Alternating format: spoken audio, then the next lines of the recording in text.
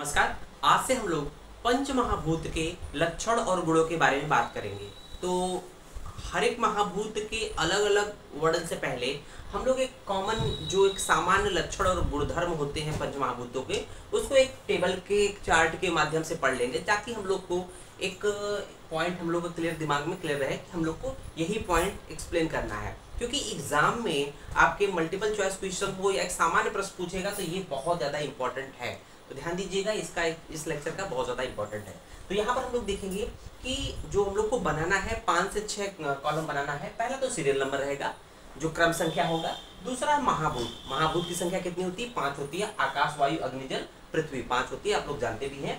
दूसरा नंबर देखेंगे, तीसरा नंबर यहाँ पर देखेंगे मानसिक गुण है सुश्रुत के कार्य, मानसिक गुण है सुश्रुत के कार्य है। उसके बाद देखेंगे गुण जिसको हम लोग पढ़ना है। उसके बाद देखेंगे लक्षण, लक्षण किसने बताया? आचार्य चरक ने बताया है। और लास्ट में देखेंगे भाव प्रकाश ने महाभूतों के अन्य नाम बताए, जैसे आकाश महाभूत का अन्य नाम वियत है, वायु का दूसरा नाम क्या है? वायु कहा है, और अग्नि का वहनी कहा है। तो इस तरह से हम लोग बात करेंगे। तो आइए एक एक करके बात करते हैं। तो देखेंगे पहला क्या है? आकाश महाभूत। आकाश महाभूत जो होता है, पहले तो महाभूतों के नाम देख लेते हैं। आकाश, वायु, अग्नि, जल, पृथ्वी। ये सीक्वेंस है, सीक्वेंस याद रखना चाहिए आपको। आकाश, वायु, अग्नि, जल, पृथ्वी। उसके बाद देखेंगे यहाँ पर जो मानसिक गुण है सुश्रुत ने बताए हैं, उसको हम लोग देखते हैं ना कि शारीरिक गुण और मानसिक गुण। शारीरिक गुण जैसे अगर हम बात करें शरीर के गुण कौन कौन से होते हैं? वात, पित्त, कफ। और मानसिक गुण में रजतम इत्यादि होते हैं। तो ये सत्व, रज, तम की बात करते हैं। तो यहाँ पर जो है सुश्रुत ने जो है महाभूतों के मानसिक गुणों का वर्णन किया है, ध्यान दीजिएगा। तो यहाँ पर देखेंगे आकाश महाभूत का जैसे हम लोग सीक्वेंस क्या है? सत्व, रज, तम, सत्व, रज, तम। तो सत्व रज को कंटिन्यू कर दीजिए। तो देखेंगे आकाश महाभूत का सत्व गुण होता है, और वायु का रज गुण होता है, और अग्नि का देखेंगे। तो यहाँ पर थोड़ा सा आपको थोड़ा सा रुकना है कि आकाश का सत्व गुण था, वायु का रज हो गया, और अंतिम का तम कर दीजिए। पहले दो में सत्व रज कर लीजिए शुरू के, और लास्ट में तम कर दीजिए। उसके बाद जो तीसरा है सत्व रज हो जाएगा, उसके बाद सत्व तम हो जाएगा। तो ये याद करना आसान है कि सत्व रज, सत्व तम और तम, ठीक है, ये इससे याद जाएगा। उसके बाद एक गुणों की बात करते हैं। तो सामान्य हम लोग देखते हैं कि आकाश महाभूत का जो एक गुण होता है वो है शब्द, जो कि शब्द गुण होता है ना, शब्द गुण होता है। तो उसी तरह से वायु महाभूत, देखते हैं कोई चीज हम बोल रहे हैं, कोई चीज बोल रहे हैं, आपको सुनाई दे रहा है, जो श्रवण इंद्रिय है उसको आकाश महाभूत का जो गुण होता है शब्द के द्वारा ही प्रतीत होता है। वायु महाभूत है स्पर्श, जैसे हम लोग बाहर निकलते करते हवा नहीं चल रही है, या ठंड हवा चल रही है, गर्म हवा चल रही है, तो स्पर्श होता है। वायु का आपका टच होगा, स्पर्श होगा, तो वो गुण है। वायु का गुण क्या है? स्पर्श है, टच है। और उसमें देखेंगे अग्नि महाभूत का रूप होता है। रूप का मतलब होता है कोई चीज हम देख रहे हैं। तो जो नेत्र होता है, जो दर्शनेंद्रिय होती है, उसमें अग्नि तेज महाभूत की प्रधानता होती है। तेज मतलब तेज महाभूत की प्रधानता होती है, और उसका काम क्या है? प्रतिबिंब बनाना, देखना, रूप। समझ आया? इसलिए अग्नि महाभूत अर्थात जो नेत्रों में पाई जाती है, और इसका जो गुण है वो रूप होता है। उसको देखेंगे जल महाभूत। जल महाभूत का जो गुण है वो रस है। जैसे कोई भी चीज है, कोई भी चीज हम जब तक, जैसे रोटी खाते हैं, सूखी रोटी जब तक गीली नहीं होगी तब तक उसका टेस्ट, स्वाद नहीं मिलेगा। और कोई भी जैसे लिक्विड लेते हैं, जो भी चीजें, उसका एक निश्चित स्वाद होता है। मतलब रस लिक्विड फॉर्म में जब तक नहीं आएगा तब तक उसका स्वाद नहीं मिलेगा। इसलिए जल महाभूत का जो आपका गुण है वो रस है। और पृथ्वी महाभूत का गंध होता है। तो शब्द, स्पर्श, रूप, रस, गंध, ये भी सीक्वेंस आपको इजीली याद होंगे, लेकिन ये एमसीक्यू में पूछे जाते हैं कि इस महाभूत का कौन सा गुण है। तो शब्द, स्पर्श, रूप, रस, गंध याद रखिएगा। आकाश, वायु, अग्नि, जल, पृथ्वी सीक्वेंस याद रखिएगा, याद हो जाएगा।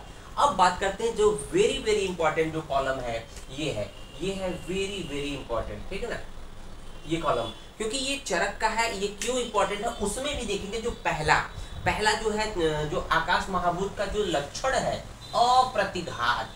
प्रतिघात का मतलब क्या होता है? अगर हम इस बोर्ड पे मारे, टच करें, बोर्ड को मारेंगे, तो हम लोग को महसूस होगा कि हमने उसको धक्का दिया, है ना। आपको स्पर्श महसूस होगा, धक्का महसूस होगा, या आपको हल्का सा चोट महसूस होगा। मतलब आप किसी को मारते हो तो प्रतिघात मतलब मारना। लेकिन आकाश महाभूत, जैसे हम अगर हवा में अगर इस तरह से बात करें तो हमें कुछ फील ही नहीं होगा। हम लोग को इस तरह से करें तो इसका मतलब जहां पर आकाश महाभूत है उसको हम प्रतिघात नहीं कर सकते हैं, उसको हम चोट नहीं पहुंचा सकते हैं, उसको तो ये होता अप्रतिघात। ठीक है, समझ में आया? हवा में हाथ फेरेंगे तो हमें कुछ महसूस ही नहीं होगा, कुछ सामने पड़ा, लेकिन इस बोर्ड को मारेंगे तो ऐसा लगा कि यहाँ पर तो कोई सॉलिड चीज आ गई। बट स्पेस जहाँ है, स्पेस मतलब आकाश महाभूत है, वहां बहुत महसूस नहीं होता है। ठीक है ना? इसलिए आकाश महाभूत का जो लक्षण चरक ने बताया है अप्रतिघात, वेरी वेरी इंपॉर्टेंट है। देखिए कि वायु महाभूत का जो लक्षण होता है चलत्व, तो वायु महाभूत का जो लक्षण होता है चल, वायु हमेशा गतिशील रहती है, तो उसका इसका लक्षण क्या है? चलत्व। चलत्व मतलब चलना, इसलिए वा गति गंधेय धातु से वायु शब्द उत्पन्न होता है। अग्नि महाभूत की बात करेंगे तो उष्णता, अग्नि में अग्नि का नाम लेते ही आप कहीं न कहीं उष्णता का महसूस होने लगता है। आप देखिए गर्मी के दिनों में अगर आग का नाम ले लीजिए, ऐसा लगता है ना कि जो सूर्य जो है आग उगल रहा है, इसका मतलब बहुत गर्मी है।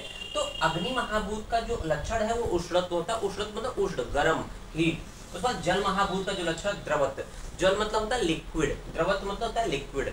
लिक्विड का जो फीचर होता है दैट इज कॉल्ड जल महाभूत का जो लक्षण होता है द्रवत्व होता है। और पृथ्वी महाभूत का खर, खर का मतलब कुछ रफनेस, खर का मतलब रफनेस, तो ये खरत्व जो है पृथ्वी महाभूत का है। और लास्ट जो कॉलम देख रहे हैं, भाव प्रकाश ने जो महाभूतों के नाम है, महाभूतों के नाम आप लोग जानते हैं आकाश, वायु, अग्नि, जल, पृथ्वी, लेकिन भाव प्रकाश ने महाभूतों के नाम सभी का नाम व से शुरू किया है। तो व का मतलब देखेंगे वियत का व, वायु का व, वहनी का व, वारी का व, वसुंधरा का व।